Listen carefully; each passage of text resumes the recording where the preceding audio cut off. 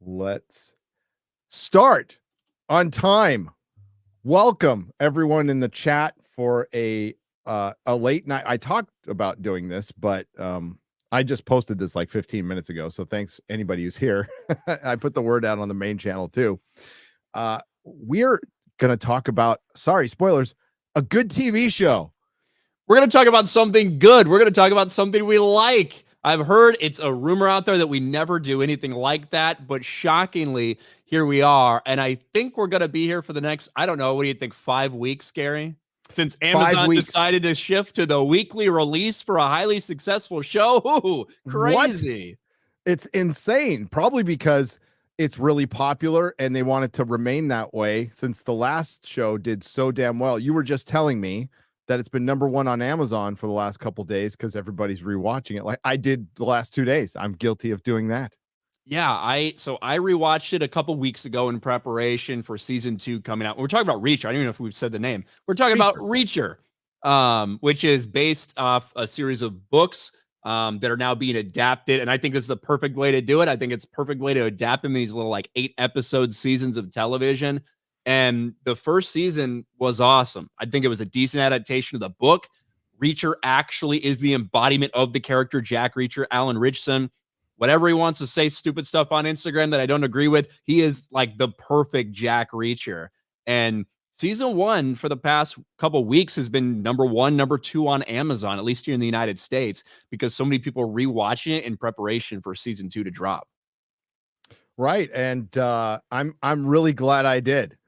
Yeah, that was the third time watching it all the way through as well, and it didn't suck at all. It didn't get slow. The difference between, because I watched Terminal List and this back to back for the first time, and they're like completely different series. They're both great. It's inexplicable that Amazon puts these out and then puts out like Wheel of Time and Rings of Power. It just shows you how schizophrenic and stupid Hollywood is. But when, especially since this is a book adaptation, and I haven't read it, but Ryan has, so he can discuss any changes from the books. I looked into Lee Childs. I've always heard of the guy. I've always heard of Reacher. It was actually a really, it's a popular book series, believe it or not, but just one I haven't read. And he's got 28 books, 28 Reacher books. There's a lot. There's a lot of them. I haven't read all of them. I've read probably 7 or 8 of them, but I had not read the one that is being adapted into season 2, which is Bad Luck and Trouble, the 11th book, I think, in the series. But I recently read it because I wanted to be ready for this. And I'm glad I did, because it's always interesting. You know, it's not going to be exactly like it. Terminal List certainly wasn't exactly like the book. A lot of things were flipped around, but the core, the heart of it, that's what it's all about. Even Peter Jackson didn't do a perfect 1-for-1 adaptation of Lord of the Rings, but it kept the important parts of what the soul of the story was all about. And I think that's what they did for season 1 of Reacher. Season 2, the question is, would that hold up? And through the first 3 episodes, I think it really has. The characters are the characters that you would expect. The 4 teaming up that we have that we're going to talk about here in a little bit. Everything with the vibe of the 1/10 and the special investigators. A couple things are different, though. The order of things that are happening is a little bit different, and the setting.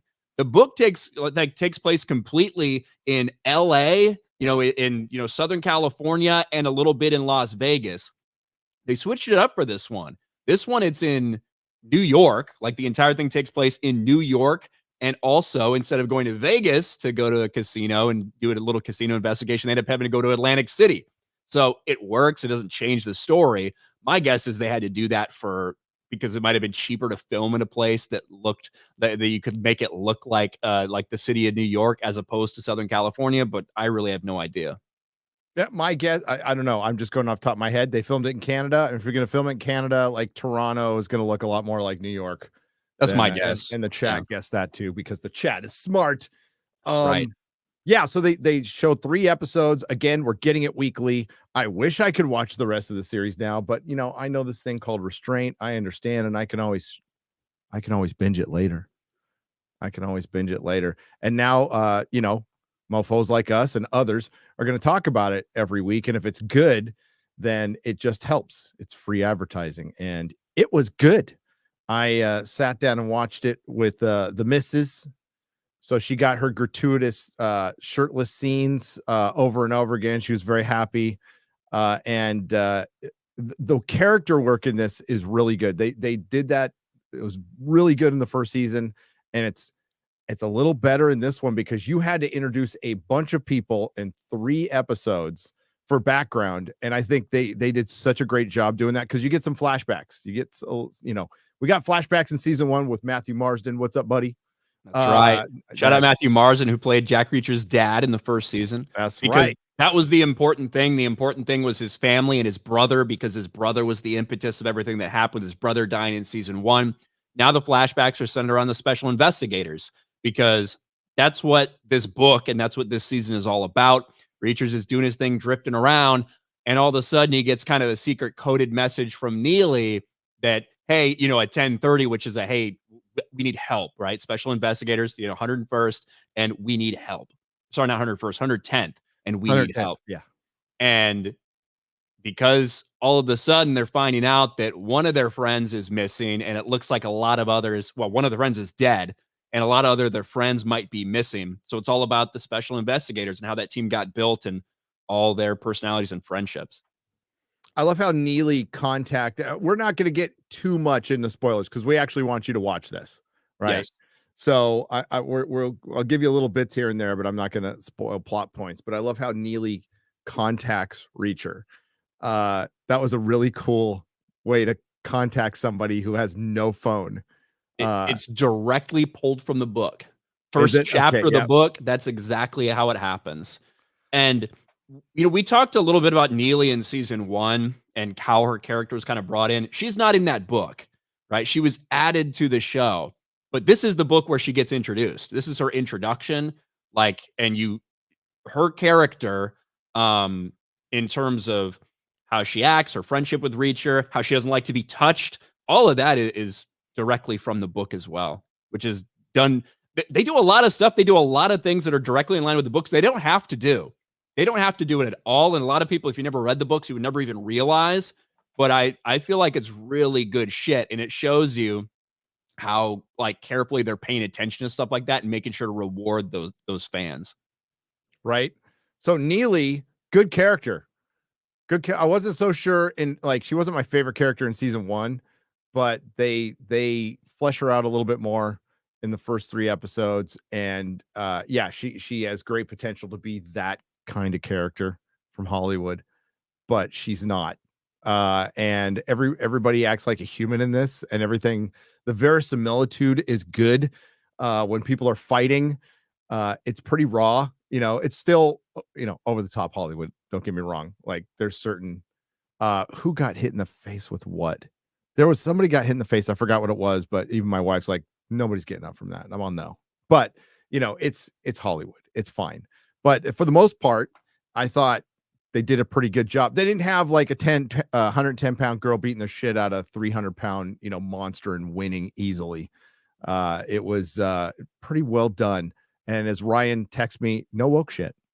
No woke shit. Plenty of opportunities for it. So the way it goes down is they realize that one of their old friends, one of their old partners in the special investigators has died. So they're trying to reach out to others to see, because a couple of them are missing as well. They can't get a hold of them. So the ones that are able to contact, they kind of come to New York. They coalesce there. You got O'Donnell, who's basically just a wisecracking jokester. That's kind of his role. And then you've got Carla Dixon, who is kind of this flame that they never hooked up. They never really did anything because they were working together and it wouldn't have been right while they were in the military. But that's kind of the love interest for this season for Reacher. So you've got 2 girls, 2 guys, and you have competent, intelligent women, competent men, and they help each other. They save each other at times. You've got, even at one point, Carla gets in a rough fight. Is going to die if it weren't for O'Donnell being able to overpower his guy, do what he needs to do, and save her ass. Same thing. Reacher does that as well, at a different fight. You've got men coming in and saving women, right? Of course, the women are going to do some things. We saw Roscoe a couple times save Reacher in season 1. You're seeing that same kind of stuff too, but I think it's a really good balance. And they're showing that it's a competent group of people that work really well together. Right. And the most important thing is the story that's driving you forward. And you get like right into it. It doesn't dance around very much. You got the clip that everybody's seen where Reacher stops the carjacking. That's like right in the beginning, essentially. That's like how they started out, and then it's off to the races. I forgot. Okay. I just watched it too. What town was he originally in? He was in Arkansas, Arkansas, that's right. Murfreesboro or something, I think. Murfreesboro, Arkansas. Just minding his own business. Just doing his thing. He was trading in. He was at a thrift store trading in his old clothes, getting some new ones, and was just dealing with some, Gen Zer at the cash register. Didn't give a shit about anything. And he walks out to go to the ATM and happens upon a woman who Trouble just finds him, as we heard in season 1. Trouble just seems to find Reacher. Obviously, got to have a character who's interesting if you're writing a book, like a 28 book series or whatever. But she's getting carjacked. He goes, just beats the living shit out of this dude who's carjacking him, saves the kid in the back seat. And, he's not too bothered because it's just a normal day in the life of Jack Reacher, and immediately just walks away and goes back to the ATM. And she's like, what's your name? Like, who are you? He's like, someone who doesn't like to get involved. Yep. And then he gets a message through the ATM from Neely. Because he doesn't have a phone. He doesn't have a house. He's just a drifter. So, and then he heads to New York. How does he get a message through the ATM? Well, I have to say it. Yeah, I mean, simple. It's just coded. So he's basically like gets his receipt and he looks at his statement and he realizes that there's like a couple things that do not make sense. He obviously didn't put it in there. And when you look at it, it's the 110th, which was his, which was his division in the Army, the Special Investigators Unit, and $1,030, 1030, which is basically code for, I need assistance or whatever it may be for the special investigator. So that's how he knows to contact Neely.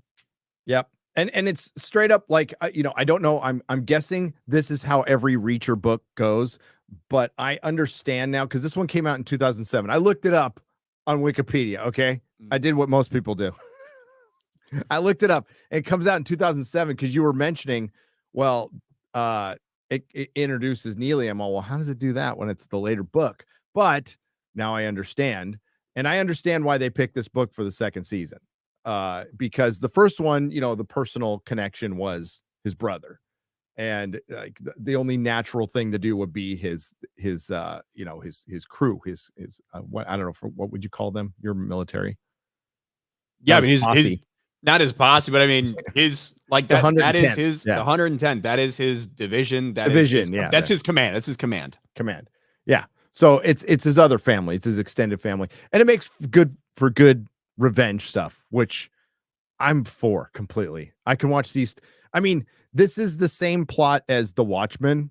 This can be the same plot as The Terminal List. You have your crew who used to hang out, and now they're being plucked off, and we don't know who's killing them. I love this story. I could watch it over and over again. So I noticed I like the New York detective. I'm going to mispronounce his name, but it's Dominic Lombardozzi.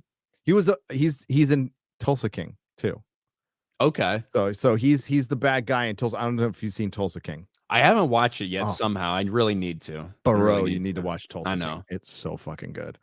And he's the guy you saw in the clip where Reacher goes up and kicks the car and knocks him out with a freaking airbag, which I don't care how unrealistic it is. That was so fucking funny. I buy it. I buy that if someone the huge. size of Jack Reacher kicks a car like he means to, that he could set off the airbag. And yeah, you got this interesting thing because as they arrive in New York, you've got a couple different factions who are watching them. You've got one guy who they don't know, but it ends up being a cop, NYPD, following him around, who thought they might come into town, and another person who ends up being more type of private security for this company. Is it New Line? Either New Age? It's New Line or New Age. Yeah. That's going to be important going forward. And you saw in episode 3, they end up kind of breaking into the New Age headquarters to get some information, to try to figure out exactly what's going on.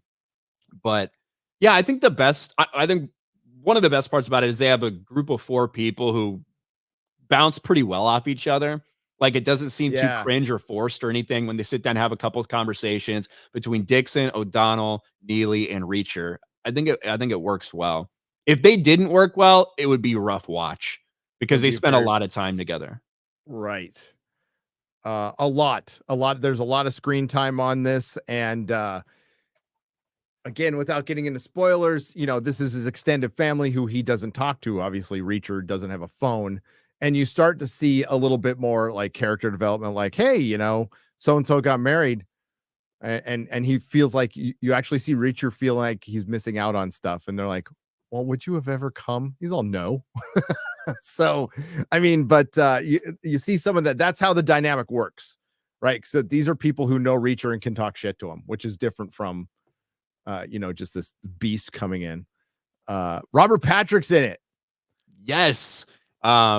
He plays someone who is at New Age. Shane Langston. Shane Langston. Yep. Yeah.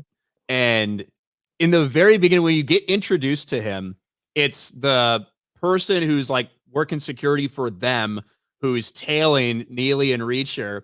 And they're like, they got fake names, like fake pseudonyms. One is Sarah. Neely checked in under the name Sarah Connor, and yeah, and Reacher is under Starling Castro, and Robert Patrick's immediately like, Starling Castro's played for the Yankees 6 years ago, and that's the thing from the books is he uses old Yankees like backup players and stuff like that as aliases. And he's like, well, who's Sarah Connor? He's like, I don't know who the hell that is. It was so like, I love it. Out of left field and cheesy, but it was funny. It worked. Everybody probably rolled their eyes and smiled a little bit. Yep. But I think it's a good idea that they released 3 episodes because it wouldn't have worked with the first 2, but with the ending of the third one, it really does. For one, I'm like, damn it, that went fast. Mm-hmm. And I was very happy with what I saw because we discussed it this morning, Ryan, on daily. Like we have no idea how this is going to be. How many times have we seen a good season of something and then we go back and it's just absolute shit? But this feels tonally different characters and stuff, but it's the same director from last season. It's the same showrunner from last season. It's the same writers from last season. So there's no upheaval here. That's why it a little less blues. That's about it. A little less blues. Yeah, a little less blues. And this is kind of how it is in the books, right? He rolls into somewhere, gets caught up in something, things happen, solves the mystery, whatever. And then he rolls on out and detaches. And most of the people that get introduced, you never see again. Like, and as much as it sucks, as much as Finley and Roscoe were cool from season 1, probably not going to see him again. Maybe they get thrown in there one little bit, but probably not. Yeah, it's been 2 years, over 2 years that they mentioned that. So, and that's how long it's been. But they are in the previously on, which probably doesn't mean anything because the previously on was just getting you caught up in Reacher. But they do show them in the previously on Reacher right before he gets started. They do, and I think that was just more to introduce for. I don't know how you like end up watching this if you hadn't watched season 1, but. Like I don't understand how that happens anymore. You can understand back for like normal cable because obviously people would turn on NBC and they'd suddenly see the show. What is this? But for this, people kind of understand. I don't know why you just start on season 2, but it's more to just make sure you know a little bit about Reacher, that he's just kind of a drifter, goes town to town, and about his background in the Army as part of the special investigators. That's really the previously on. That's what you get. And you see him roll on out of town. And it's pretty important. Holy shit, guys. What the hell, Jay Schwalbach? What are you doing? Damn. $250. Happy fucking Christmas. X-Ray Girls live streaming with Chrissy. Dirty, dirty girls. Jeremy walking on water. Jay, what can you say? Love you both. As may he rise from the grave. Hail. Hail to you, brother. Thank you, Jay Schwalbach. That's crazy, dude. AI As almost joined us, but we couldn't get the timing right. It was my fault. AI As. As. He'll return from the grave. Maybe he'll rise in next year. We'll see. Maybe Echo will bring him back. You never know. Yeah. Yeah, he'll have to do it just for the channel, you know. That's right. Well, we all have to do it. We're all we cannot afford to die right now because we're YouTubers. Well, Not we that have a is lot of something choice. I'm happy that'll get a binge release, so we don't have to watch it for 5 or 6 Oh, weeks. thank God. Yeah. But it looks like it's going to release. I don't know what the weekly release beyond this is, but they would be really Same day. effing smart. Would be Thursday at 7. They should just release it Thursday at 7 Eastern, same time. I don't know why anybody went away from that. It's so effing stupid. Now, the only question I have is, well, okay. I was going to say they premiered it on the night of Thursday Night Football, but it was the Raiders and the Chargers, so nobody's going to fucking watch that. Well, and I actually, Chargers while fans. I was watching, well, I was one of the ones watching it, but while I was watching it, they kept doing ads for Reacher. They So did good. I actually think they're hoping that people will go and watch that. I guarantee it's going to get recommended after the game and even during the game to people. So maybe it's actually part of the strategy. You're a good man, Schwalbach. Thank you. We appreciate you. Thank you, Schwalbach. Yeah. You know what? I have no downs on this at all. I'm not going to call it 10 out of 10 perfect TV or anything like that, but for me, it's like just it's a nudge above procedural. It's really violent procedural with tits.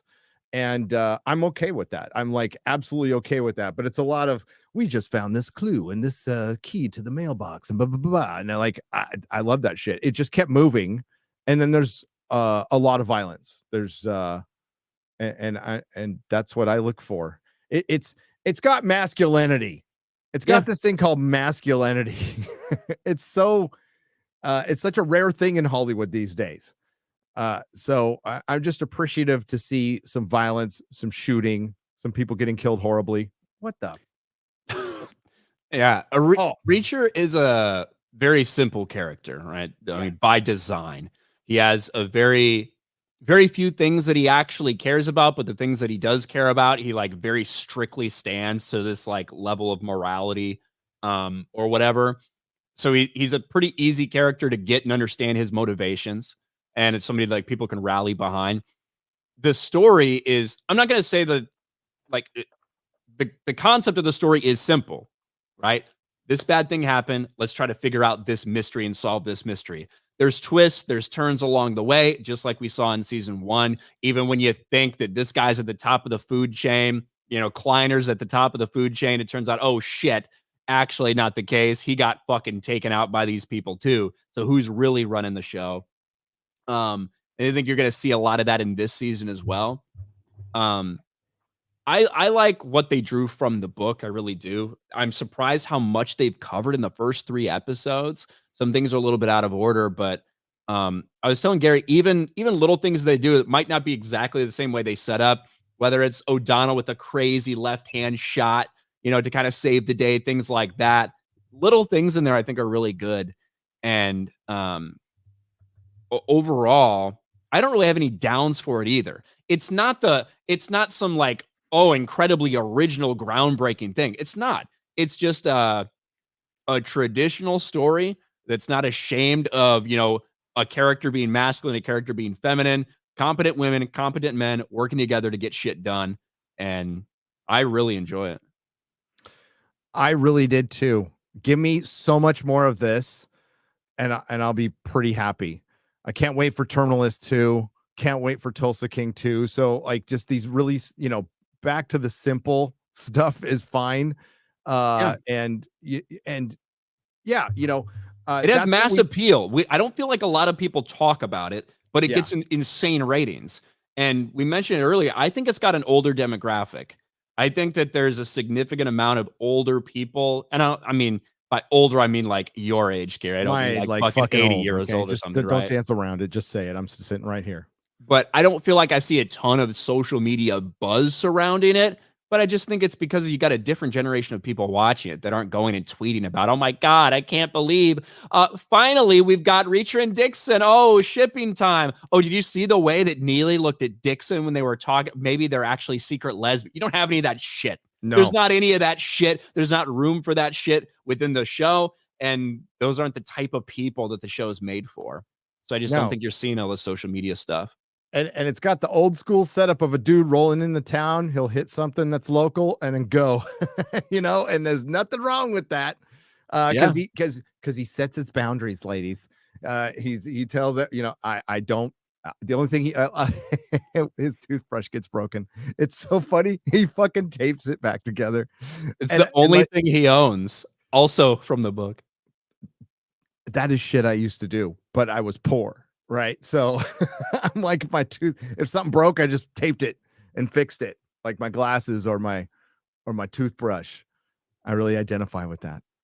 Yeah, it's like, so they roll into town and they're kind of looking into their friend's death, and not only is his place completely ransacked, his house got broken into. They talked to his wife, they talked to his kid.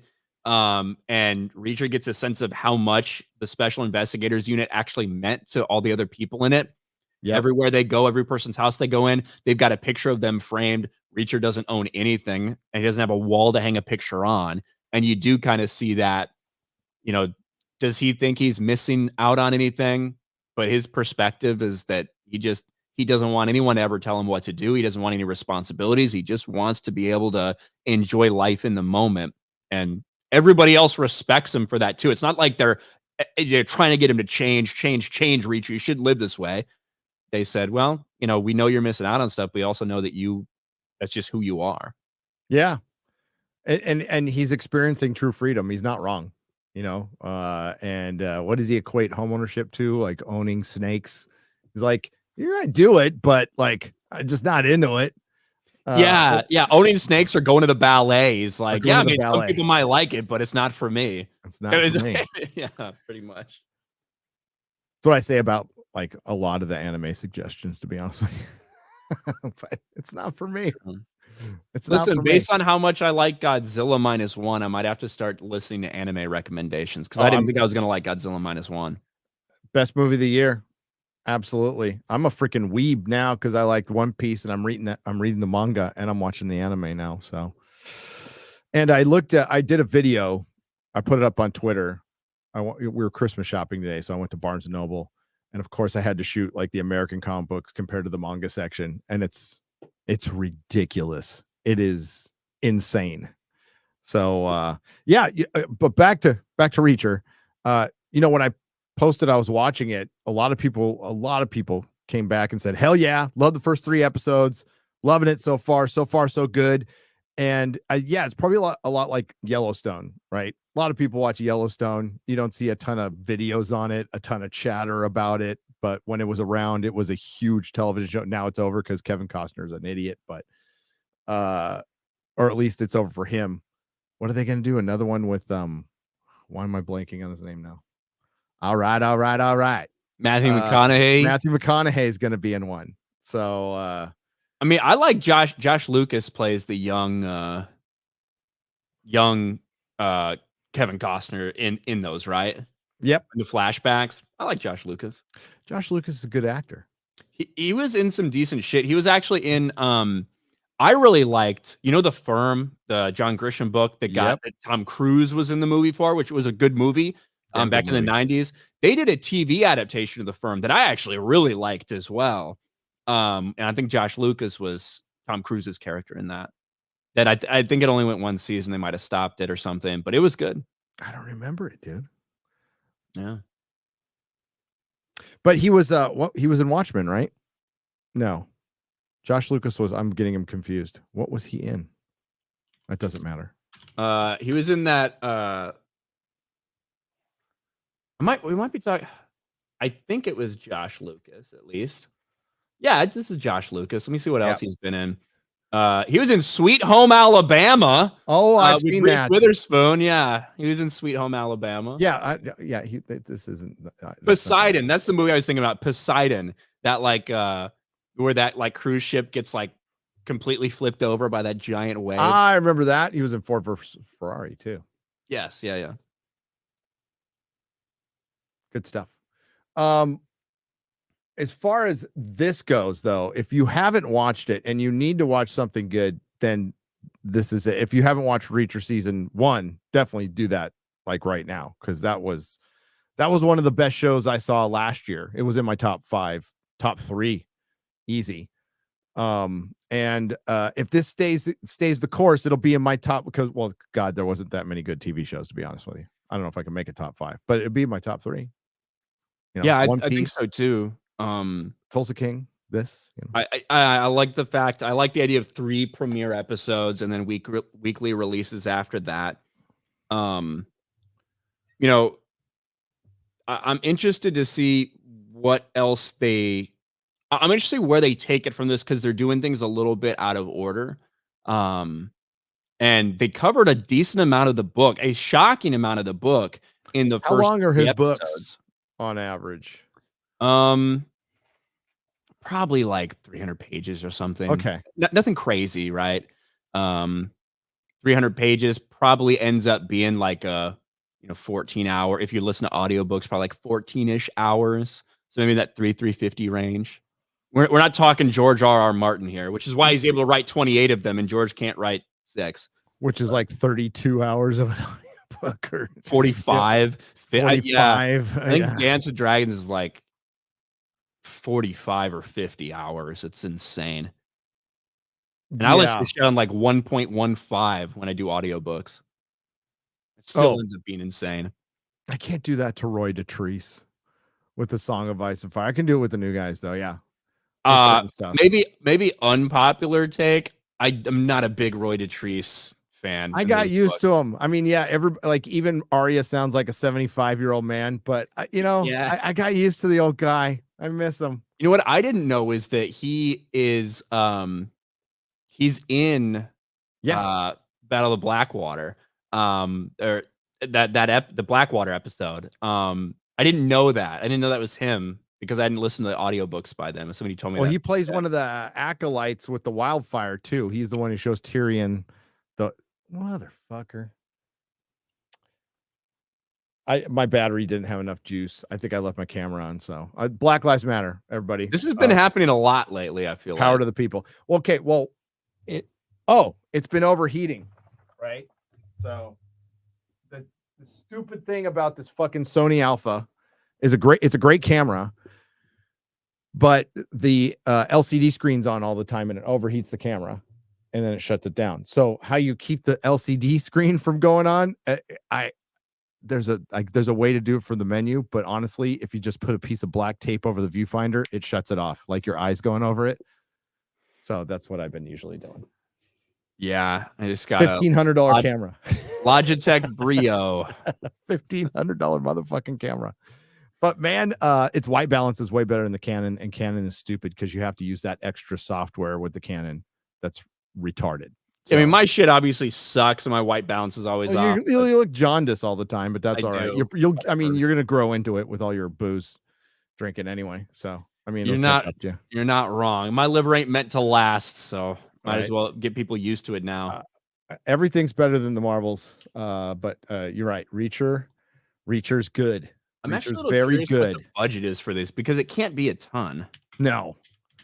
Oh, good news while he's looking that up. Alan, it's Richson. Is that how you say the last name?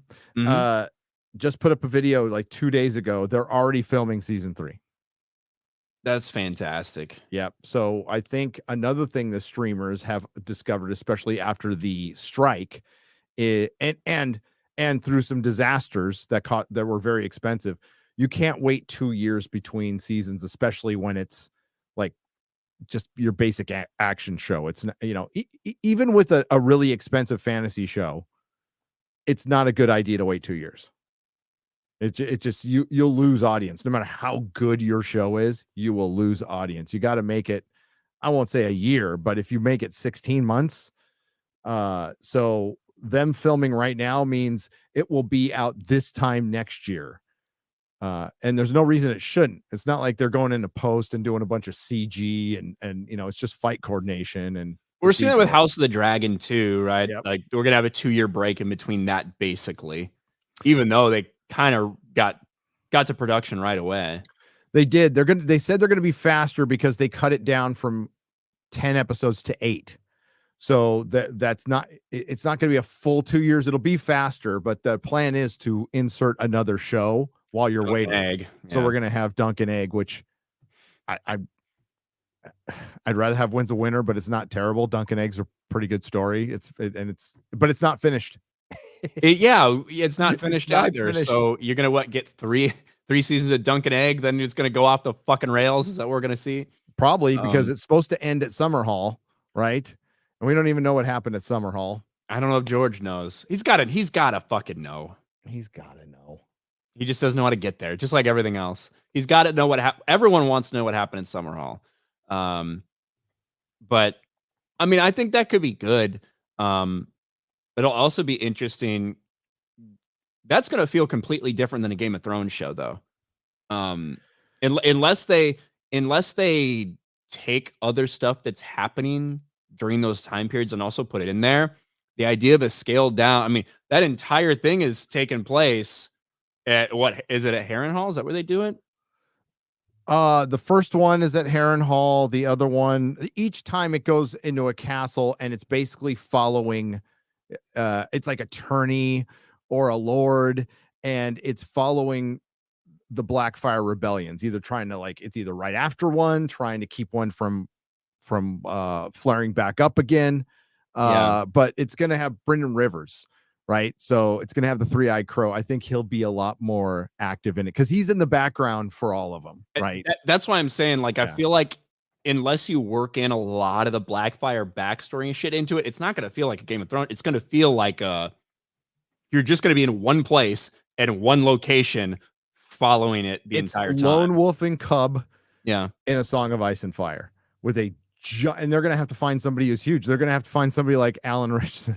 Because Dunk is freaking. He's like what, 7 foot, 8 foot, 7 foot, as big as the mountain. 8, but yeah, he's probably 6'8" or something, 6'8", 6'9". Yeah, he's big. He's a big boy. So yeah, again, I don't want to spoil much for you guys because I want you to watch it. Even though we hate everything, especially with women in it. There's 2 women in this one. Yeah, there's too many good women in this, Ryan. And Carla is super good. All of these people kind of have their own personalities and their own strengths and shit. And Carla's a freaking number wizard, and that's what she does. She's she does for her job now that she's out of the army. But she's always been incredibly good with numbers. So there's gonna be a scene in this. Is it the second or third episode? After Reacher ends up getting arrested. Getting arrested by the cop that he fucking beat the shit out of before knowing it was a cop.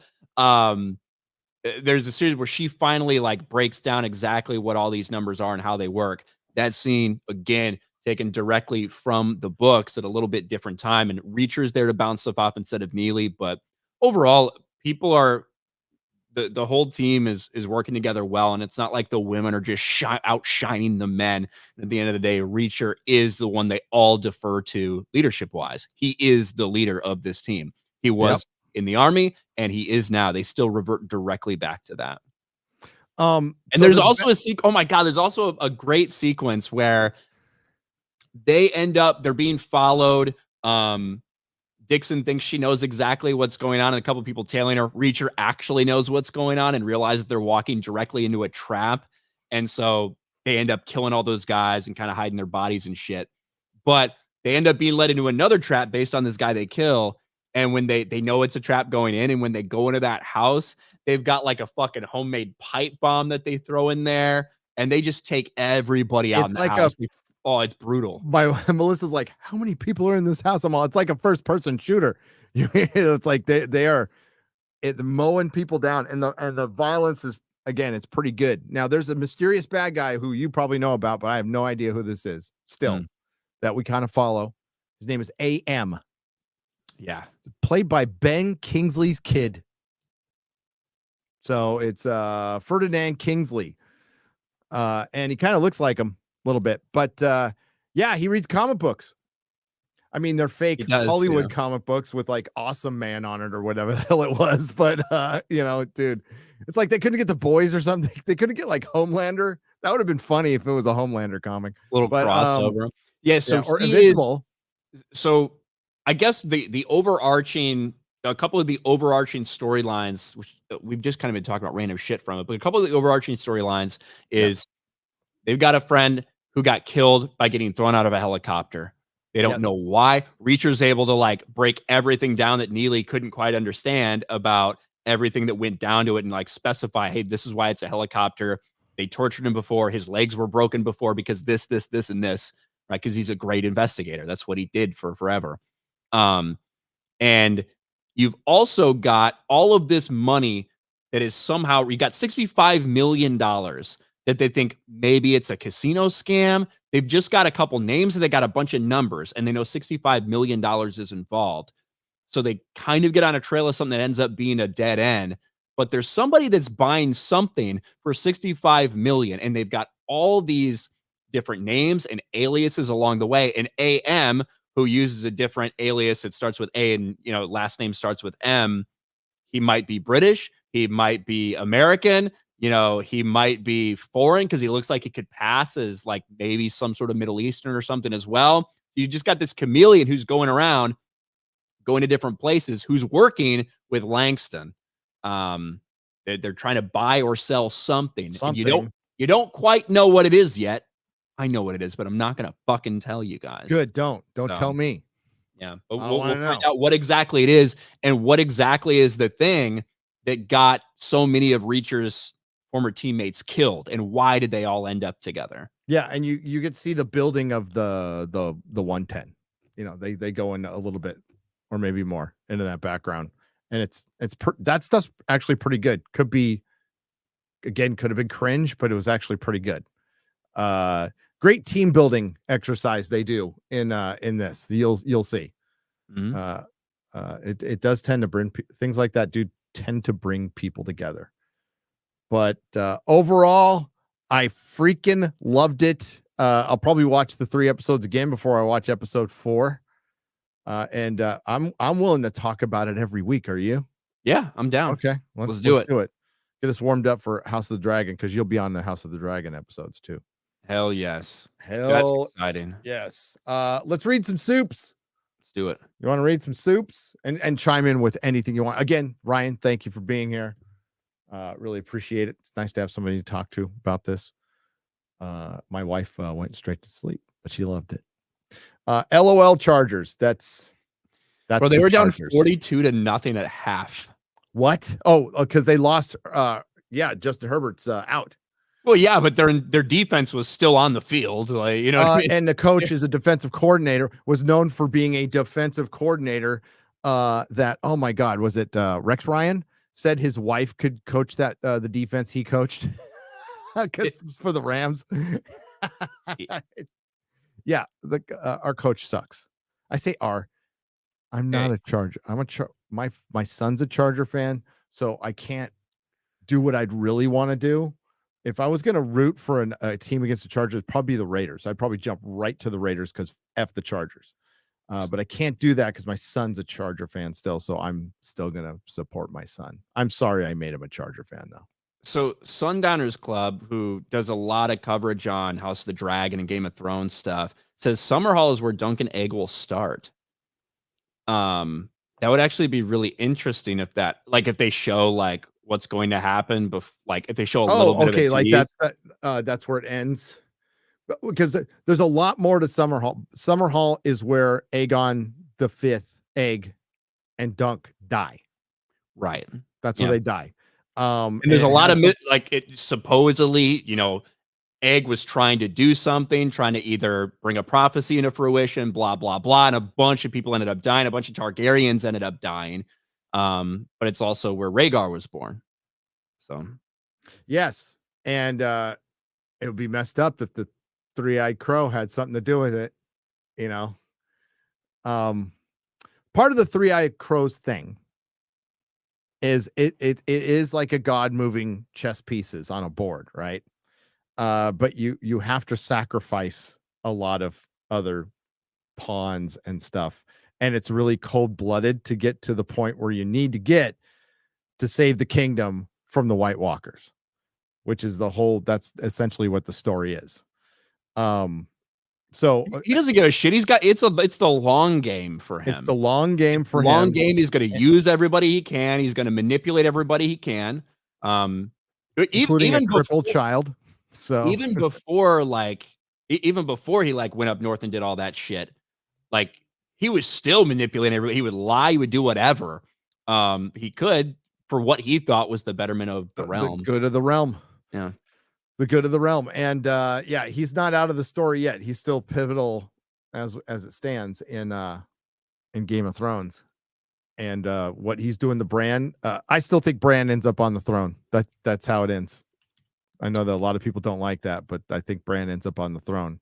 But what think version of Bran? I think Bran ends up on the throne. I think we see Dany go fucking crazy with the dragon, but obviously it's how is it done? And you could see a way that it gets done that it makes sense. That it makes sense. That an entire book and not like 4 episodes can explain. So yeah, there you go. Loved the first 3 episodes. Couldn't wait for you guys to review. I don't hit soft. Such a cool line. I know. Rain JJ. Did you have to hit him so hard? I don't hit soft. Yeah, there's a like the humor in this and in the first season, it's super like simple and little dad level humor. Yeah. But it works, you know? It absolutely works. It's a dad show. It's a dad show. It is. Why you do not mess with the special investigators, because I can talk. Great start, characters, humor, and hope. Gary, you can tell us with the comics guy has later agree no woke. Scott McKenzie for $4.99. Were you writing that in code at the end? Lots of comic stuff going on. I can't get into it here. So much going on. A little late. It'd be like if somebody started realizing like, man, they really fucked up Star Wars from Disney in like 4 years. You know, that's pretty much what's going on with the comic industry right now. Wow, Geeks and Gamers is still on. What does that mean? We're always here. On. They're always doing something. We got a million fucking channels, so usually one of them is live at some point. One of them is live at some point. Gerardson, thank you for the 20 Mexican dollars. We appreciate you. Appreciate Mexico. And then Jay Schwalbach again gave us $250. Jay, that's insane. Only complaint was no gratuitous boob shot. Well, we're not done yet. It took him a while to get to the gratuitous boob shot last season. We did already have a sex scene. We did, but I will say Carla's tits are usually out in this. You know what I mean? Yeah. Like there's a scene where like the cop comes in the hotel room where Neely and Carla are like both sitting there like on a bed or one's on a chair. It's like, yeah, she's got a titty shirt on, you know, she looks good. Yeah, she does. She looks good. She's a little older than the last one. I still prefer the last girl. You know, I think Roscoe was hot. But she's all right. Like, hell yeah. Yeah, I will say I've said this before when I've been watching this with people that Roscoe's uniform is not flattering, but no police officer's uniform is typically flattering on a woman. No, so, probably because they shouldn't be cops. Just saying. Probably. But did you hear Az the other day? Az is all she could show up in her police uniform anytime. So, you know, there you go. Yeah. Teach his own. As a fan of Breakout Kings, I'm loving this show. Says Yanks fan 84 for $1.99. Well, they mentioned your Yanks a lot too. Not my Yanks. Oh, well, his Yanks. It's okay, Yanks fan 84. When they mentioned Willie Randolph in the first season, and she mentioned that name, and she knew it, and he kind of like, oh, I like this one. Oh, I knew I liked to. Yeah.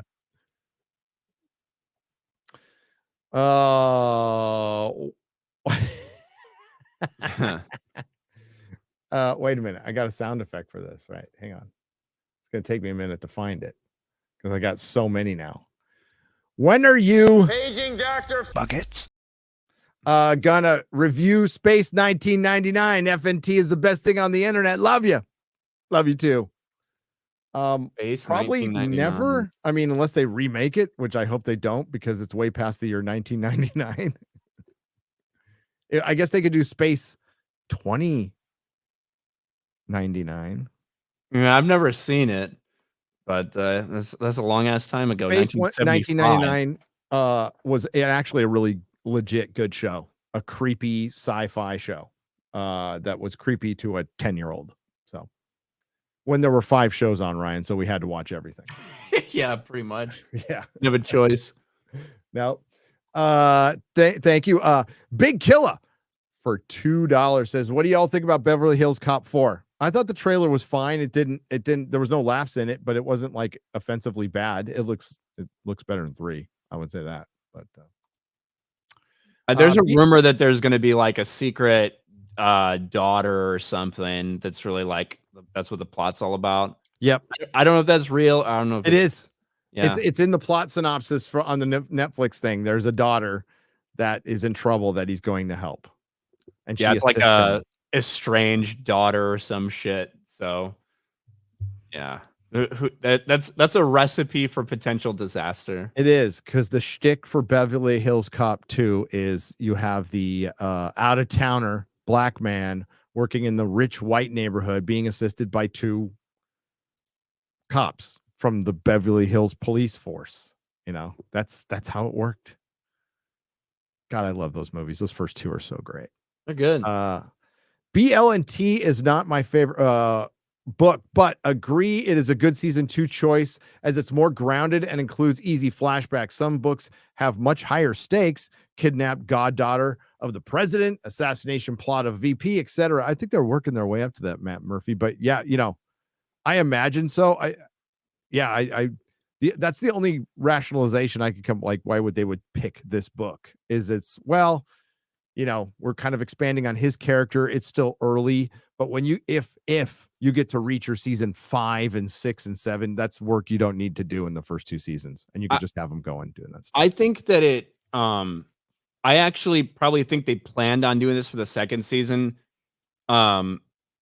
Because of how they introduced Neely in the first, because Neely's not present in the first one. Yeah. So it really made you wonder, well, this is the one. And then she pops up from time to time. So it's like, okay, that kind of makes sense, because as much as disconnected as he is from everyone, for this type of, you would like to see a familiar face. And if Neely is that familiar face that ties some things together, I feel like you can get a little bit more maybe attached personally to what's going on. Maybe that was their idea, and that's why they ended up doing this one in season 2. But that's just literally just me guessing. I don't know. I'm gonna have to probably read these books now. That's what I'm gonna do.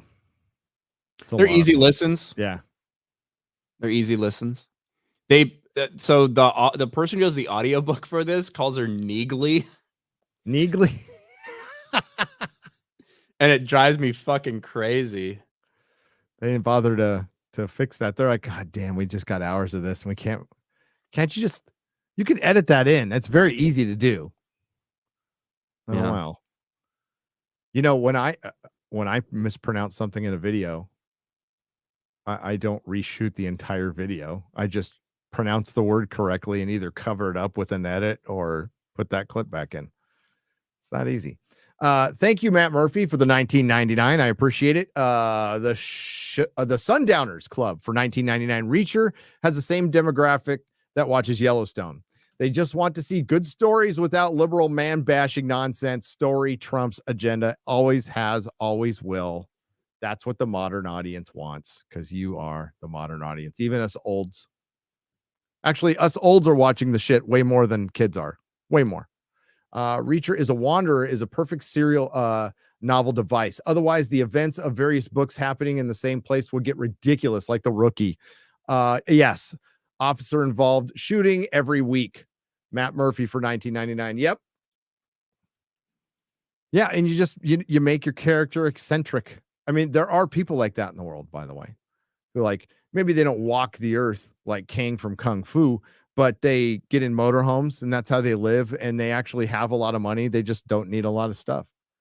It's actually kind of there's something romantic about that. It would be a pain in the ass, and you know, like, especially living in a motorhome, you'd have to dump your tank all the time. It's like, shit, that doesn't sound sexy. You know what I'm saying? Yeah. I like living in a house personally. Reacher just likes to He wears the same clothes until they get too old, and he just takes them to the thrift store and fucking buys new ones. I mean, I couldn't live like that. I couldn't do it. Hell no. No. I couldn't go 30 minutes without a phone. Are you kidding me? Yeah, I have trouble going 10 minutes right now. It sucks. If I ever got arrested and like thrown in jail, that'd be the worst part. Is I couldn't have a phone. Yeah, no shit. They can have computers in there now. How insane is that? That's fucking insane. What do you mean? They just get laptops in their cells? No, they can send they emails and iPads. shit. Yeah, they get like desktop time. They get computer Oh well, time. I mean that okay, like kind of a library type of thing. Maybe, yeah. I don't know exactly how it works. I mean, you get a TV in your cell. I guess it's not that different than that, but except you can communicate with like your victims and shit. I think that's kind of weird. I'm sure they keep you from doing that. Whatever. I figured, by the way, thank you, Matt Murphy, for the $9.99. Appreciate it. We got a whiskey kilo tango for $5. I figured Amazon would do the bait and switch in the second season, would be renamed Reach Around, but they didn't. No, it's good so far. I see no type of warning signs that it's going to be anything other than I was eyeing it like a hawk too. Right? Like knowing that you have Neely and Dixon, you know, 2 men, 2 women. It's like, are they going to try to do anything? Or are they going to try to do whatever? Because knowing that was going to be what happened going in, knowing the storyline, and there's just no woke shit in it. There's just not. And so I'm not really worried about the rest of the season now that I've seen these 3. It's Hollywood. A lot of shit could happen. Who knows? But for right now, it's just good. Yep. Hopefully it doesn't get like, when things get too popular, that's when that shit happens. Hopefully it just stays kind of popular, or it just stays what it is. I think having the author involved kind of helps. You know, I don't know how much involvement he has, but he's there, you know, which is good, and he's alive, and they might actually talk to him, unlike the Witcher showrunners. They are clearly, with so many little things here and there, they clearly care about the books a lot. So yes, I think that's a good thing. PS titled Nerdrotic From Folsom to Freedom, a comic book story. That's pretty good. How one man in a fellowship spoke truth, justice, the American way back into the comic book industry. Jay, thank you for the $25. We'll pass that on to X-Ray Girl, and my publishers will just have to go with what I say so. There you go. They're going to have to go with what I say so. And I could be totally wrong, and it could completely fuck up sales, but I think we'll be okay in that aspect. We're actually discussing that tomorrow. Discussing the pre-order process. Ethan Sacco says Ryan is gay, and then he follows it up, Ryan, for $5 more. Spent $10. Says, hey Ryan, remember that time I said you were gay? I didn't mean it. There you go. Thank you, Ethan. Appreciate it. That's fucking funny. You made me laugh. God bless Millar for coining cancel pigs. Hail. Moy Zombino for $2. Yes, I'm using it often because Mozamboni. Did I say it wrong? Mozamboni. I know what a Zamboni is. That's the ice machine. Fucking motherfucker. Now it's starting to do it all the time. Yeah. God damn it. That's rough. That's a problem I'm going to have to figure out. Oh, well. Sorry. Too high tech. Well, it made it this morning fine. It did yesterday just fine. Yeah. I wonder. Well, I had it unplugged for a long time. The thing is, you have to have it, like, it can stay plugged in, but the battery has to be at full charge. It's like, why can't they fucking figure this shit out? I don't know. Yeah, why don't you just leave it plugged in? I left it plugged in, but I thought keeping it plugged in was attributing to the overheating. So apparently it's not. So I'm leaving it plugged in now. But I was just unplugging it too. It'll be fine. Whatever. Yeah, I'm not going to spend more money on a camera, dude. This one's going to fucking work because I spent a lot of money on it. I bought it in Vegas. Remember, I needed a 4K link. And I didn't have one. And the only way I could buy one there was to buy the camera kit. I'm like, I'll just return the camera. Oh, yeah, I remember that. Camera. Yeah. I end up going, this camera's kind of nice. I'll keep it. 78 Yankees over 79 Pirates, says Yanks fan 84 for $1.99. I'm sure that's an unbiased opinion. There was a Roberto Clemente reference as well. There was 79 Pirates were really good. I watched that. These 78 Yankees were really good. That's when I was collecting baseball cards, and at the time I could tell you every Yankee player, every player in the fucking league, because me and my buddies would get our Topps baseball cards and trade them. It was fun. Knew all the Dodgers too. Did you ever see Rock and Rolla? It's the best Guy Ritchie movie, or Snatch. I've seen Rock and Rolla. I think Snatch is better. I've seen Snatch. I don't think I've seen Rock and Rolla. Rock and Rolla is good. But you know, the disciple of Guy Ritchie has stolen the pebble from his hand, and that's Matthew Vaughn. Matthew Vaughn's a better director. What do you think about the Argyle coming up? Oh, I know about the book, so it could really be interpreted as bait and switch. Well, that's what happens in the book, though. So, well, I'm split because at least it feels like kind of an original thing, I guess, ish. But I don't like Bryce Dallas Howard at all. I'm not a big fan of hers, and I'm going to see it because it's Matthew Vaughn.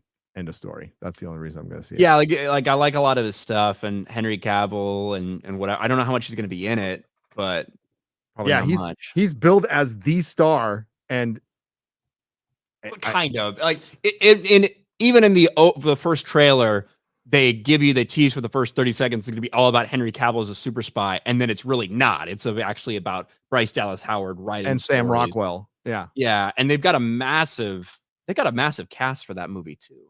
Dude, it's huge, and it's pretty good. And I like Sam Rockwell. I do. I think he's a good actor. So I'll see it, but it's still Henry being just underused. You know. Yeah. Black Lives Matter. Ryan, how about that bar call out? Bar call out, BARR. I'm not sure what you're talking about. Yeah, from the show. Answer in the chat. You don't have to answer with the super. You mean like William Barr, ex-attorney general? Do you mean Roseanne Barr? Yeah. Was the fat guy who died of a heart attack supposed to be William Barr? Maybe. I might have missed something. I'm not sure. Yeah. Keep an eye on the chat. He might answer. Looks like Salky was kept away from production. Thank God. I'm a focker for $5. I think it doesn't warrant her attention, right? So her two little pet projects are the two most expensive series on the platform, which are Wheel of Time and Rings of Power. And I'll remind you, where Kathleen Kennedy actually did work with creative people in the past, Steven Spielberg, Jennifer Salke was a marketing director for NBC. So she has no creative talent. She comes from a creative background. And speaking of which, I put it in my How to Destroy a Franchise, or how Rings of Power was destroyed. I mentioned that I heard from former executives at Amazon that the fan baiting came straight from the top. That was part of the marketing, because they knew they were going to get backlash. So they're now there's a big thing going on Twitter. I have to vet everything on this, but I was tagged in a tweet. Neon tweeted about it, that they might have found a marketing firm that handles crisis. That, I mean, could you believe this happens? That a marketing firm goes, "Hey, there's a fan revolt with your product. We can offer you a solution," because there's a solution for everything, and you can hire people. The accusation on Twitter, again, no evidence of this that I have seen so far, but I haven't dug into it. there are people who are tagging but Remfamous, who is famous for being going after comic book critics for years and years, somehow still being around on Twitter might be part of it. And even if she isn't, other people might be part of it. It's, I was explaining this to my wife. She's all, that sounds, if you say that out loud, you'll sound crazy. And I'm like, 5 years ago, I would. Now, I think it's believable, but there's no proof of it whatsoever that I've seen yet, but there might be. Now that you're saying all that, I did see some people talking about that. It's tough to know. It's tough to know what's real and what's not when it comes to this bullshit. Anything is believable, but yeah. Kind of like Marvel or Star Wars leaks, Yep. Got to be careful with that stuff. Yeah, and the bar, I must have missed. Let me know what episode it was in. They referenced James Barr, who is, the bad guy. Well, I don't think he's in it, but the guy from the first Reacher movie, the Tom Cruise Reacher movie. They mentioned him. They do. They mentioned him in the car because they were talking about people, because they were like, hey, we've arrested a lot of people. What about Barr? That guy's a psycho. He's all, I ran into him in Indiana. He now owes me a favor. Okay. See, I didn't. All right. I didn't catch that. I might have been doing something else but I missed that reference. And that's funny because I think in the book it is in Indiana, but I think in the movie, don't they do it in Pittsburgh? Isn't that? It's not in Indiana. I think it's in Pittsburgh, if I remember right, because of I remember the bridge, but I don't know. I don't know if I've ever read that book. That was the one-shot book, I think, but yeah. Hey, whenever the series ends, it goes right into the movie Reacher with Tom Cruise. That's the next thing it offers. That's funny. I like Tom. He's not Jack Reacher. He's not big enough. No. They did a great job in some of the parts of him being shown as intimidating, as a great fighter and stuff, but he's not Jack Reacher. Rye the guy for $5 says, when Reacher kicked the front of the car and deployed the airbag to hit Russo in the face was a boss move. Yes, it was. That was fucking awesome. Yeah. I saw it in the trailer and then I saw it again in the show and still laughed. And it's even funnier because I just assumed that was a bad guy because it was the bad guy from Tulsa and it's a cop. We still don't know if he's good or bad though. Don't know. Have no idea. Ryan, an officer bitching out a non-com in their club, totally believable, but starting a barroom brawl, but not in the NCO club. Yes, says Red Vader for $5. I don't know what I read. I know that there was an officer club and an officer was in the officers club, which is a no-no, I guess. Yeah, Neely, I think, is supposed to be portrayed as the only enlisted person. The rest are officers, if I remember right from the book, and they also do it here. So she kind of gets singled out because she's not supposed to be in the officer club. Reacher does it literally in order to start a fight to kind of unite them together. In terms of, could I buy it? I think it would really depend on what units you're dealing with. And when it comes to the Army, I mean, I could see some officers in the Army, depending on who you're dealing with, that could fucking throw down like that. But you're right. It would be a little bit more common in an NCO club. What's the military's like within you guys? Like, what's the snitching policy? Do you not do it? Is it something you don't do? You handle shit like men. You don't tell your for the most part. Yeah. I mean, you're gonna like, if you fucking snitch on somebody, people are gonna never trust you with anything ever again. You're gonna be an outcast. That's just how it is. That's the way it should be. But yeah, could depend on how serious it is, though. Yeah. Sometimes when you're dealing with, I don't know, nuclear shit. Yeah, I mean that's we're talking about like fighting over in the barracks or wherever the fuck you guys live, and I imagine. But for the most part, even then, everyone's going to try to cover everything up. Everyone will try to cover everything up before actually owning up to shit. I could tell you fucking really funny stories about when we had a lot of very high level supervision. And we were doing a maintenance procedure that was highly scrutinized, and it got fucked up really bad. And the person who's supposed to be in charge of like watching all that shit, they knew it was really bad, and they're like, "I'm gonna walk away for like 2 minutes I'm gonna come back and everything's gonna be fixed. It was really funny. Good. Can't get too specific. No, of course I understand. It was just a nuclear submarine. Oh, it's about to go full on meltdown in San Diego. Don't worry about it. No, nothing like just that. kidding. I'm just Nothing kidding. Like I wasn't on submarines. I don't know where the hell you were. I was just guessing. Aircraft carriers. Yeah, there you go. Matthew Hammond for $4.99. What happened to the single actor shows like OGI MacGyver and Quantum Leap that carried a show? Do producers think that little of diversity hires? Well, they don't care about their diversity hires, for one, Matthew. And Matthew, you know the answer to that. The single episode show went by the wayside because of streaming and physical media. Actually, way before streaming came around, physical media. We can now catch up on everything. But do you remember? I don't know why this like stuck in my head.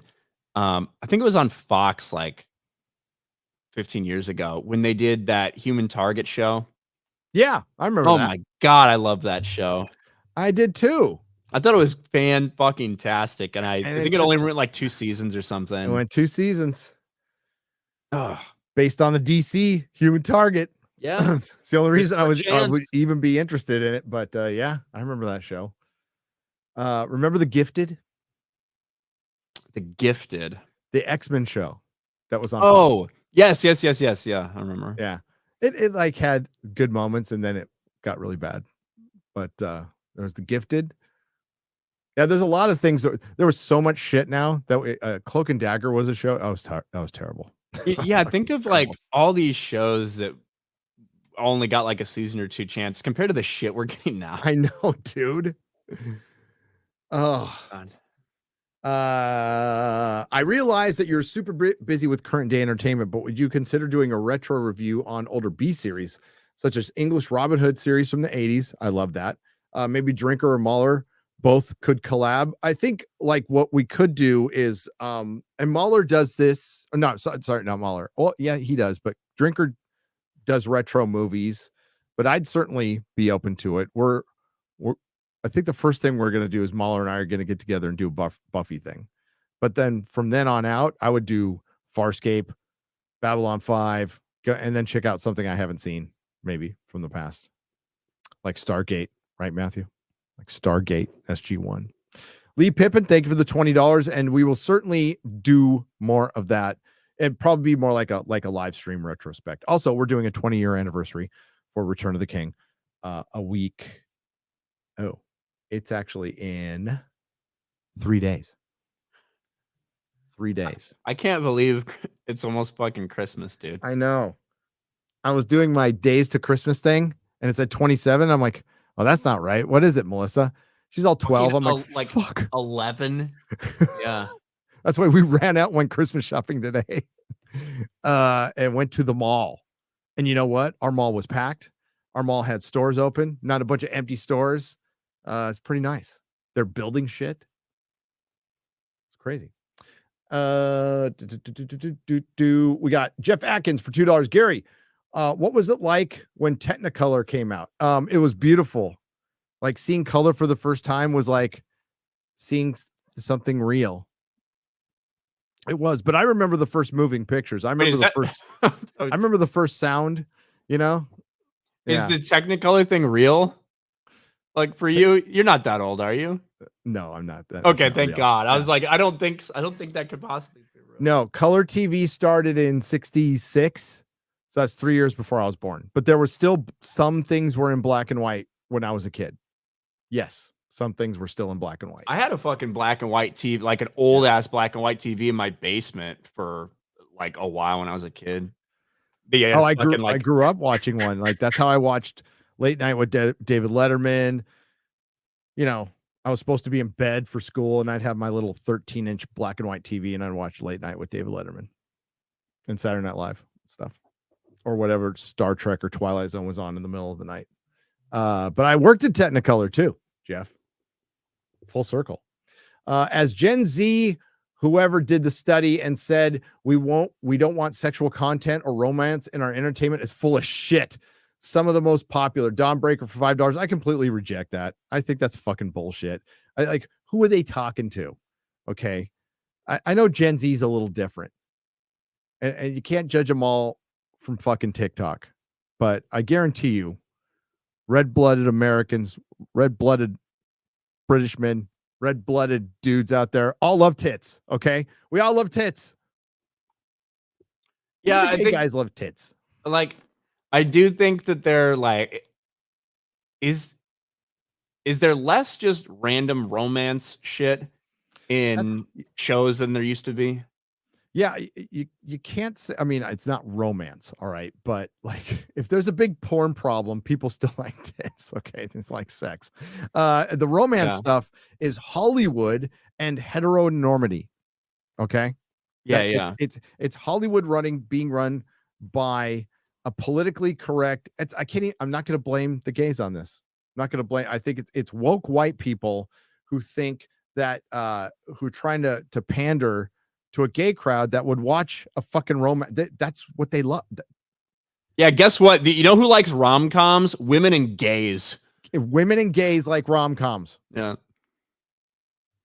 So it's the political correctness. It's the DEI bullshit that's and it's taking away and essentially comic books, when we go to superheroes and even like fantasy is romantic.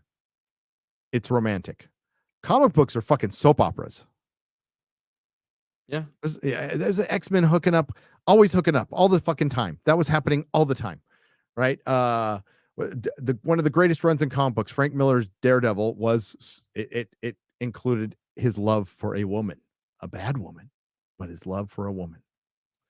And you take all that, like, what are we fighting for? Oh, my platonic friend. Yay. Pretty much. You know, I would burn the earth for my kids. Ryan, you know, there's a certain amount I'd go, and I expect nothing different from Ryan. Like, something happened to me. If Ryan had a shot to take, he probably would, but he probably wouldn't go out of his way after that. You know, and I wouldn't expect it. Well, what do you mean? But like, when I go full reacher? For my kids, I would go full reacher. For my friends, you know, because my kids are still alive and they need me. You know, so I might make some, very harshly worded phone calls. I would. I'd write some letters, some emails, and I'd probably make a video about it, or 10. I'd send out a tweet and I'd tag whoever did it, and it was like, "How dare you deplatform this man?" I don't know. I love my friends. Don't get me wrong, but I mean, they have family members who can go and burn the earth for them. For the, that's their job. Okay, go with title. Big P News, Little Channel.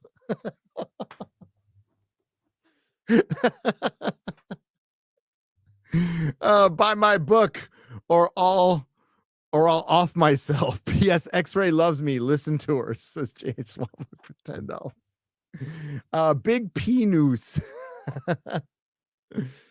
Oh. Buy my book or I'll kill myself. That's just title it that. That's so good. Buy this or I'll kill myself. Or I'll kill myself. And put a little noose around my neck. That'd be great. That would actually be a noose funny. around your neck just shrugging. Like that would be that like I could totally see a fucking 10 or 15 years ago. Like one of the, like, some random financial advice person with like sleeves rolled up, Jim Cramer or somebody, just being like a pile of gold in one hand and a noose around his neck. It's like investment went bad, like some stupid thing like that. That'd be great. Dude. Yeah. They could have gotten away with, like, Ricky Gervais's next book could be Buy This or I'll Kill Myself, and that'd be totally acceptable, by the way. That's a great fucking title. I mean, we just had what's her name? Don't misgender me. Just what's her name from iCarly just did a fucking book. Says, I'm glad my mom died. That's real, dude. The blonde girl. That's true. Because her mom was fucking horrible. Yeah, didn't her mom like get her fucked up in Hollywood and shit? Yeah. And her interview, she sounds pretty fucking normal now. So like she got the help, and she's all, yeah, I'm glad she's dead. It's like, don't be a dick. There you go. Thank you, Jay Schwalbach, for the $10. Dawnbreaker for $5. Anime and manga of the last 2 years were full of sexual content and romance, and it just smells like Republican propaganda to there are the original SJWs.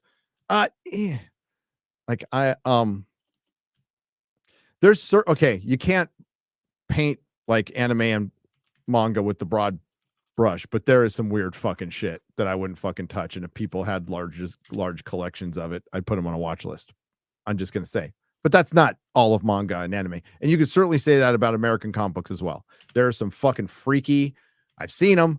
There are some fucking freaky comic books that I would never sell in my store, and I'd put on a watch list of anybody who bought them. Go watch or don't. You probably couldn't sit through it. Watch the Crumb documentary about R. Crumb. You'll be disgusted by the end of it because of his brother. Crumb. Yeah, R. Crumb, the artist from the 60s, Fritz the Cat fame.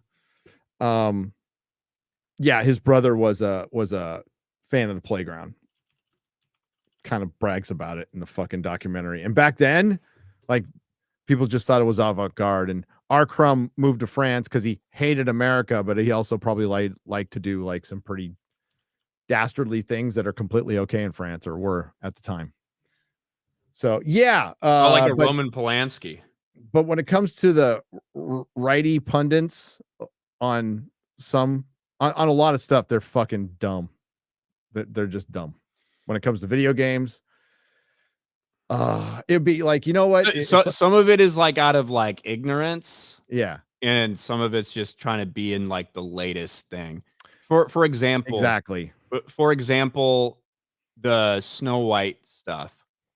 I've been talking about for a long time that the dwarves are still in it, right? That the bandits that you saw, the like Portland Breezes, they're not replacements for the dwarves. They're in addition to the dwarves. They're a different faction.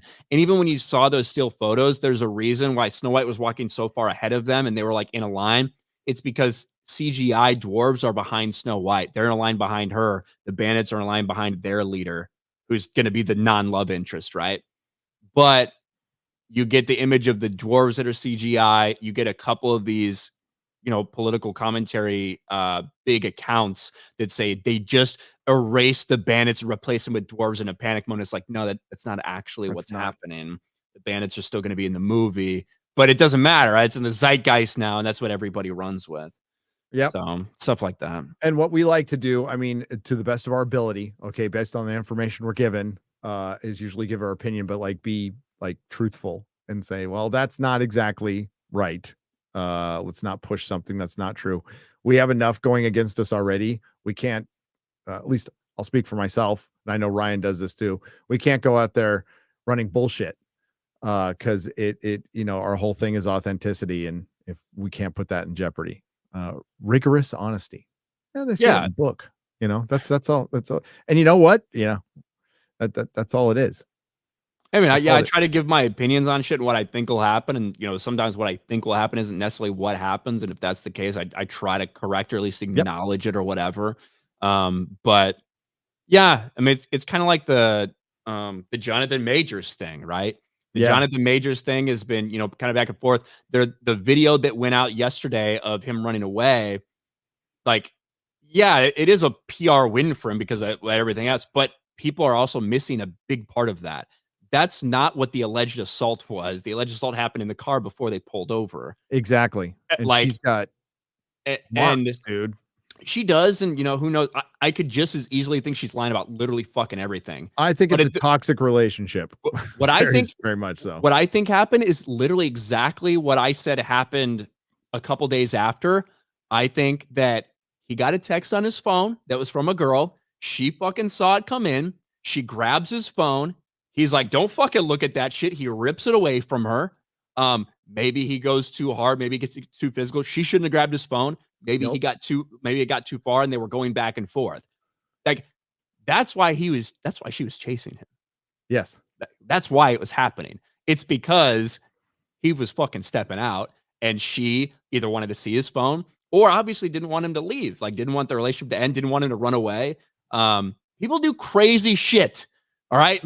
I've done fucked up things to people, and I've had them fucking, not want me to leave, desperately want me to stay, right? Like, these things happen in relationships. They do. So yeah, it's just so funny that part people think that that's the assault that happened. That's not the assault. No. Or the alleged assault.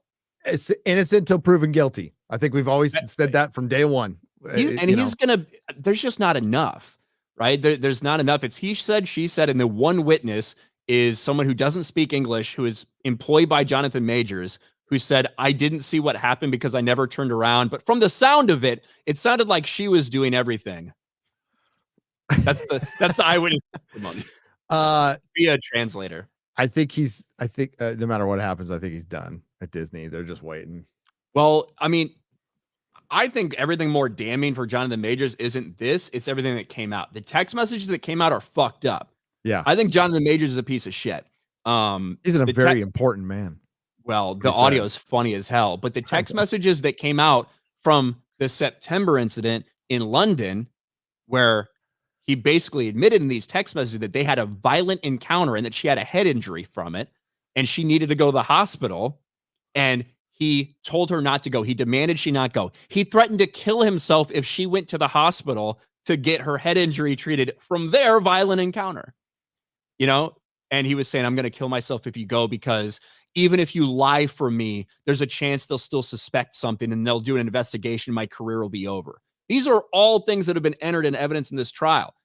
It doesn't really matter for the guilty verdict on this case. It's not going to happen because they can't prove anything fucking happened in this one. I think it's going to end up being not guilty.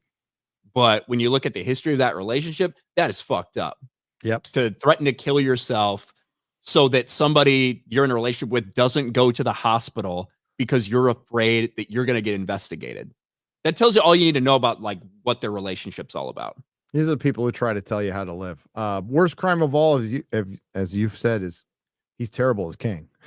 He's fucking terrible as king. That is absolutely why. Yep. And also, if there's anyone out there that doesn't think that someone would chase somebody down who they thought were cheating on them, or like to try to get at the bottom or try to get their phone or whatever, you're wild. Or maybe you just don't know the story. Yeah. I've had things thrown at me, very hard things. I've had a coffee cup right in the nuts, dude. Like Nolan Ryan. Like this wasn't Melissa. This was another girlfriend. Like she Nolan Ryan me right in the nuts with a fucking coffee cup. Jesus Christ, that hurt. Yeah, I mean, I may or may not have gotten like deserved physical blows before. It may or may not have happened. Can neither confirm nor deny. I probably did deserve it. Fucking motherfucker. Well, yeah, people do crazy shit when they're in love or in lust. Yep. I think in a lot of ways, yeah. Well, I mean, drugs. I always blame drugs first, but then I think like some people just the chemical. You don't even need that. Yeah. The chemical reaction from the brain, I think, is some people are just fucking allergic to love, and they just can't handle it. They can't handle it. Like that scene in Hangover when they're looking at the mattress and the golfer guy just goes, "Some people just can't handle Vegas." I think that way about love. This one is Grumpy, the woman hater, Walt Disney. Oh, yeah, I saw that clip. Kick the ladder. Thank you for the $5, by the way. Dawnbreaker. Yes, if this is what you were talking about, some Republican pundits are terrible at some like talking about GTA 6, which would be like me talking about GTA 6. What I know about Grand Theft Auto is you commit crimes in the game, right? You go out and run around and commit crimes. That's what the game is. I have no problem with that game being out there in that aspect. Never have. No, never have. It's stupid. They're like people that are freaking out about that are retarded. Yep. Thank you, SBZ. Lee Pippin for $4.99. I realize after asking that it's straight up no, it won't do well in the algorithm. What? Is Lee the one that asked for the 1999 or something? Yeah, for space. But I would do a retrospect on this chat. That's what this channel's for right now. The live channel and daily. That's what they're for. So fuck the algorithm. I will do that stuff because I think for one, it's a good palate cleanser, right? I cover so much fucking shit that like I need to go back and watch that stuff, and why not talk about it? I'll have more time next year because I'm not going to travel as much next year as I did this year, which was a lot. Yeah, you've traveled a lot. A lot. A lot. Early Berm for $10. I asked my buddy, my hubby, his celebrity crush. He said Wonder Woman when it was Linda Carter. Yep. I said Linda Carter. He said no, Wonder Woman when it was Linda Carter. LOL. Yeah. My dad famously called her Wonder Buns. He said the Wonder Buns show is on, and then he'd watch it with me. My dad never missed a Wonder Woman ever. A quantum leap is code for you to know what in Gaza. A quantum leap. Quantum leap. Okay, I got you. Taker 610 for $2. A quantum leap is code for you know what in Gaza. I think it's the leap that all gay people there end up taking. Spoiler alert, it's not a leap of faith.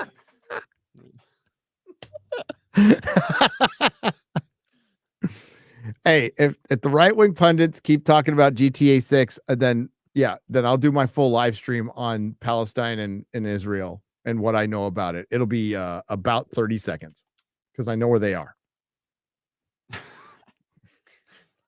Matthew Hammond for $4.99. All news shows have huge ensemble cast that I would assume drive up the cost of each episode. Is this because they have so many check boxes to cast? Is it all news shows? Did I say news? All news shows have it. Yeah. Maybe. I don't know. So I looked up. I was surprised. Reacher season 2 is projected to have like $120 million budget, which is a lot. That is a lot. That's a lot for the show. I guess we don't really know what it's going to look like every episode either. Matthew, I think you are right. I think they do insert characters just for identity politics reasons in a lot of shows. Yes.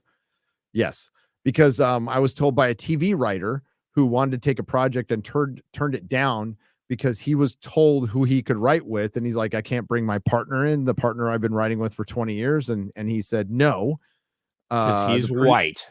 Because he's white. So he was given a choice of 5 diverse people with no experience. So what he said is like, hey, I don't mind putting them on my team, but they can't share my credit. And they're all, no, they're going to share your credit. And he's all, let me tell you how this is going to work. I'm going to write the show with this person. I'm going to have to rewrite everything this person writes, which makes me the sole writer of the show. And I'm going to have to share my credit. What do you think my answer is going to be? So that's why I'll start tomorrow. Yeah, right. Merry Christmas, guys. Gary, hope you got my card. The Geek and I podcast. I haven't gotten a Christmas card yet, but we haven't checked our mail in a while. I will get it. And wait, I put a card up. I'll have to confirm that next time I'm live. Geek Pod. I think I did get a card, but if I didn't get it, I will get it. And I thank you. Great, you are covering this. I really like season 1. Love Terminal List. Listen to all the books. Can't wait for season 2. Almost done with Drinker's Ryan Drake series. Hope he can get that made. So do I. I can't wait to see a short movie. DW maybe looking forward to Rogue Elements. Thank you, Deep Breezy. Drinker's got the hookup with Ben Shapiro. So yeah, you know what we talked. He didn't even fucking tell me. It was like, oh yeah, I totally talked to Ben Shapiro. He did like. I'm like, dude. The fuck? Yeah, I know, right? It was wild. It just popped up. I know. You know, you're big time when you put your Ben Shapiro interview on your second fucking channel. Your second channel. Well, to be honest with you, if that happened, that's where it would go for me. But it won't happen. I promise you. I'm happy with Britt Cooper shout outs. Brett Cooper. Yeah, she's cool. She shouts out. Cool. Yeah. Hell yeah. Thanks, lady. BTM reviews for $49.99. Gary, I lived in Chips Vista. Do you want to say Chula Vista or regular Vista in the 70s and watched Chips on my 13-inch TV? Were you a fan? I was a huge fan of Chips. Yes. Everybody watched Chips. Ponch and John, baby. Eric Estrada. He was a heartthrob of all the ladies. He probably said, so were you living Vista or Chula Vista? In Chula Vista. He says in the next super chat. Okay. Okay. Sorry, that's not Chula Vista BTM reviews. And you didn't have to put that in there. It's Chulawana. Okay. That's what everybody calls it in San Diego, Chulawana. And it's okay. It's actually nice now. I lived in the nice part of Chula Vista. Yeah, I lived over in East Lake. Yeah.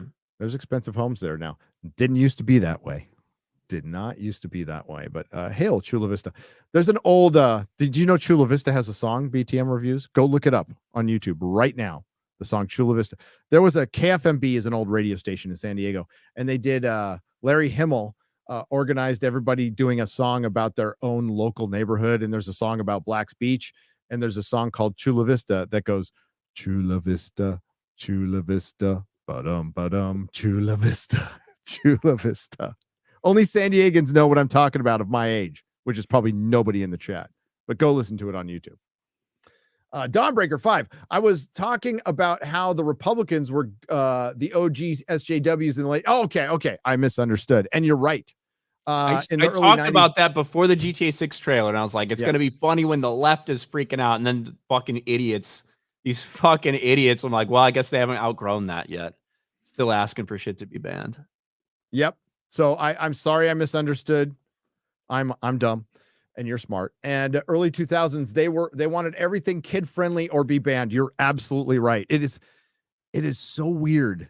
I was talking about that with my kid today. I'm like, it is bizarre that like the centrist, the libertarian a little bit, that's understandable as punk rock, but the Republican and the Christian conservative who goes to church being punk rock, which is the true rebellion now. And I say this as I don't practice any religion or go to church or anything, but I certainly support everybody's right to do that freely without getting, and I think Hollywood does discriminate against you guys way more. Well, I don't see him going after anybody who's Islam, just pointing that out. So it's kind of weird seeing everything flipped on its head. But that's why I'm very interested actually in this second season of Terminal List. Because if they do an adaptation of the book, like there's a lot of Islamist extremism and a lot of shit about Russia in it. So it's like, man, are you gonna do this adaptation? We'll see. And they should. Mm-hmm. They absolutely should. Man, I miss the days of 24 when Jack Bauer is just fucking shooting Muslim terrorists in the head and like no one batted a fucking eye. It was also in the aftermath of 9/11, but true. Iron Man 1. It's okay to kill terrorists, regardless of what color or religion they are. Reacher, there's a couple of scenes where two white guys are beating the hell out of two black guys in this season. Reacher beats the shit out of a drug dealer. I don't know if I want to ruin that. It's good, dude, and that's from the book. So like he's there and he's like, I need fucking money and I need shit, or it was either money or guns or both at the time. It might have been both at that point in time. And he's like, he asked around to find where the drug dealers were, and he fucking just went and robbed them. That's what I did. So I didn't mention that a bunch of my book, so we can do it here late night with 2,100 people watching. But when I needed stuff, I rolled the drug dealers. Rolled them meaning like wait till they were gone or asleep and robbed their house or something like that for their money, because they were never reported to the cops. Now there was the bonus of them wanting to kill you, and I had to be on the run, and then I just got cut off. But I was such a crazy drug addict that like I would later go back to the guy I ripped off. Be like, I'm sorry, bro. Can I score? Have a little extra money, and they would fucking sell me drugs, dude. I don't know how I survived. God. But I love that scene so much because I'm like, that is smart. That is totally smart. You're not going to kill your customers, Nope. I could be a good customer. Tell Jeremy he's super gay and fired again. Lee Pippin for $1.99. I text him every morning going, you are super gay and fired. I do it every morning, and he just shows up. Dawnbreaker for $5. I'm young, and I remember the video game caused violence in neocons. They've tried to hide it, but when GTA 6, they let the mask slip a lot of bit. Okay. Yeah. They need to get over that. They need to get over that. If unsolicited advice for Republicans, you want to win elections, you need to stop that or understand it. You at least need to understand it and come with an informed point of view, which none of you do. There's a couple of guys out there who really try. Benny is one of them. Benny's a good one. He understands the importance of culture. And I'm embarrassed about this. There is a representative out there who watches us, Ryan. His name is Nick. Fritas? Yeah. I know about Nick. Yeah. He's a good dude. My wife loves him. I think he's a Virginia representative, if I remember right. Yeah, I got familiar with him when I was living in Virginia, actually. Oh, really? So, yeah, I didn't know he watched the show, though. He shouted out me and Drinker in a video just a couple days ago.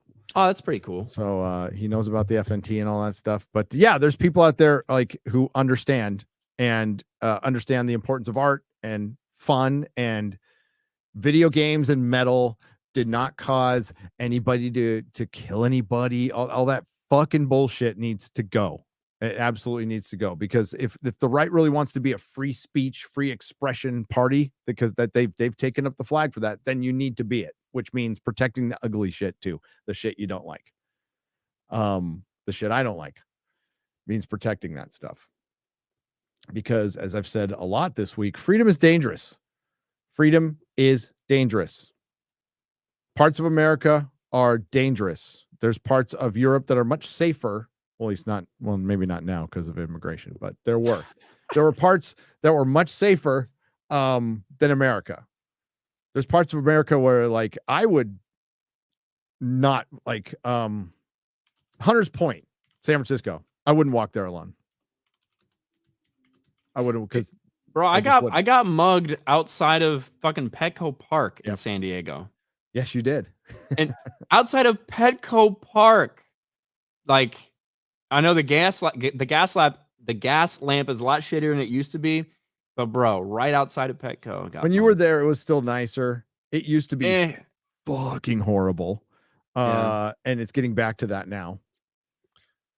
But somebody tried to, my comic shop was right in front of St. Francis Wood, which was $6 million mansions, $6 million mansions. It's a neighborhood of mansions in the middle of San Francisco, and I was next to the dentist office and stuff. And somebody tried to mug me in front of my store, tried to rip off all my shit after I got back from Comic-Con, and I got me a knife out of it.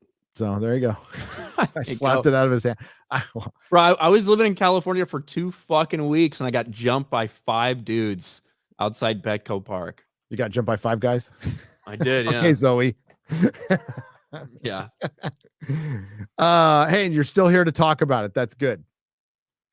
Yeah, you handled it. Well, and also they fucking got arrested. One of them got sent to jail for 20 fucking years because of his third strike. Yeah. Yep. My parole because they were so retarded, they kept fucking robbing people throughout the rest of the night. So 3 hours later, they were still in the gas lamp robbing people, and that's when the cops found them. They had my shit on them. Yep. So. And that third strike law still in effect. That's 20 years to life, by the way. That's not 20 years. It's 20 years to life. He'll probably get out in 20 years. But bro, I remember having a conversation with the cop who came to respond, and he's like, "Oh, you just moved here?" I'm like, "Yeah." He's like, "Man, it really sucks. I guess it could happen anywhere." I said, "Well, the difference is other places I could have a fucking gun." Yeah. Yeah. So no, it can't just happen anywhere. It's happening specifically here. This fucking hellhole that I just came to like a week or two before, so I hadn't gone through all of my fucking gun shit there, which I did afterwards. But there's still craziness that happens in Texas and Florida, but it's different because people carry here. Yeah, it definitely is fucking different. Mm-hmm. And that's good. Polite society, armed society. It's a polite society. Gary, about 7 months ago, I sent a photo for you to autograph. It was one in the suit and came in a hard case. Thanks for the content. You got that back, right? Because I did autograph it right away. And I thought we sent it back. Tell me if you got that, Brimstone, for $5. Well, clearly he has. Everyone's in the super chat. Clearly, But the answer is how is he no. wording it? Is he saying that he didn't get it? It was one of you in a suit and came in a hard case. Oh, it's a question mark. Yeah, I signed that like immediately. I'll look into it. Brimstone. So I mean, maybe it got I lost in the think that shuffle. he's saying that he didn't get Yeah. it. I think that's what that means. I'm not sure how it's possible because we sent it back like the same day. Maybe Melissa actually hung it up. I don't know. It's in So the I sent a hallway. photo of you to autograph. It was one of you in a suit and came in a hard case. Yes, I signed that. We'll look into it. Sorry, buddy. Should have been. If not, then email me your address. Yeah, he Brimstone. says in chat, thank you. I didn't get it. I ran out of text space. Oh, okay. Well, shit. Well, I'll go wake up Mrs. Nerdrotic right now. It's all right. No, email me, Brimstone, and mention that blurb, and Melissa will see it tomorrow. We'll fix that right away. Sorry about that. Should have been off topic. Sorry. Albert, not a retro. We're all good here. We're all friends here. We go off topic all the time. Reacher season 2 was great. Alan Richardson versus Tom Cruise in a street fight. Go. It would be very short. I mean, I would imagine Alan Richardson. Yes. Simon Ho. Although, like, I wouldn't put anything past Tom Cruise. That dude does all of his shit. You know what I mean? Tough as nails, but just the sheer size. Yeah, like, and it's not like Alan Richardson isn't, hasn't done a lot of fucking physical, violent, like acting shit before either. So, yeah, this is when normal people fight. Okay, a smaller guy can win. Absolutely, they could be stronger, faster, tougher. Those are all factors in. Toughness is number one though, over strong and fast. Toughness is because I know a lot of strong and fast guys who are pussies. But dude, when you get to 50 pounds, a guy's 50 pounds heavier than you and a foot taller than you, I don't care if you're fucking Bruce Lee, you're getting your ass kicked.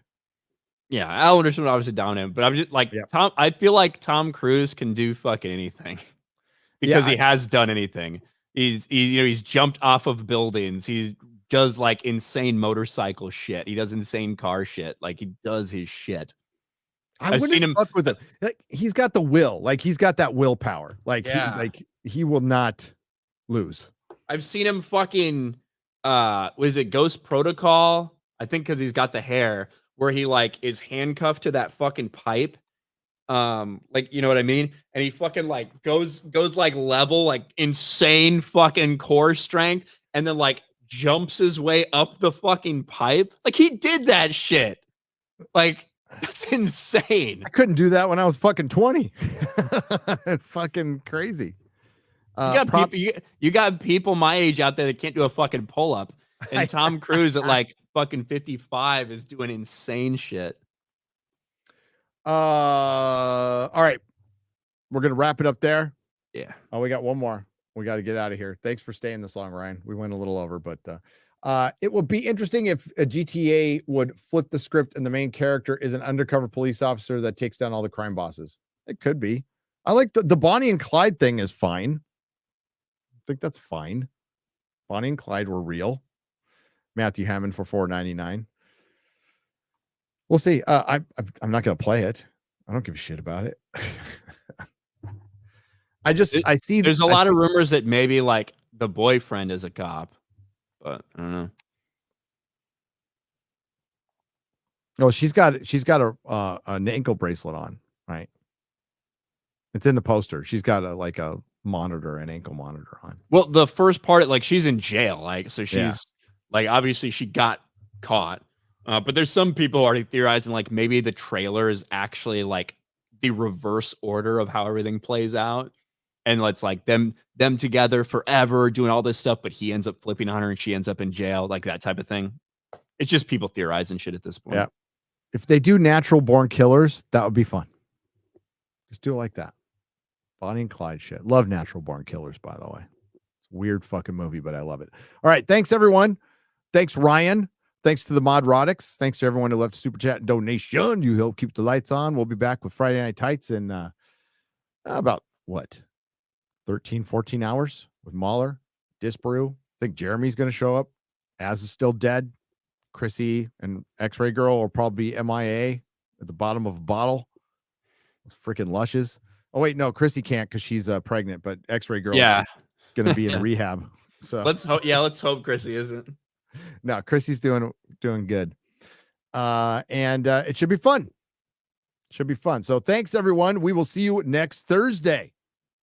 Ciao. Right. Oh wait, is there anything you want to plug? Sorry, I was rude. Not really. My channel is Ryan Kinnell RK Outpost. I put videos out. You probably know who I am. And if you know who I am and you're not subbed, it's because you don't want to be. Nothing I say is going to convince you at this point. So, yeah. Maybe that next We're Fuck thumbnail is just the one that's going to get like after the fourth, fifth one. That guy's like, all right, I'm subbing to this guy because, man, we're all fucked. That's right. You're about to get another one in 45 minutes. Yes! 30 minutes of Amber Heard and Jason Momoa flop shit like that. I love my late night Ryan videos.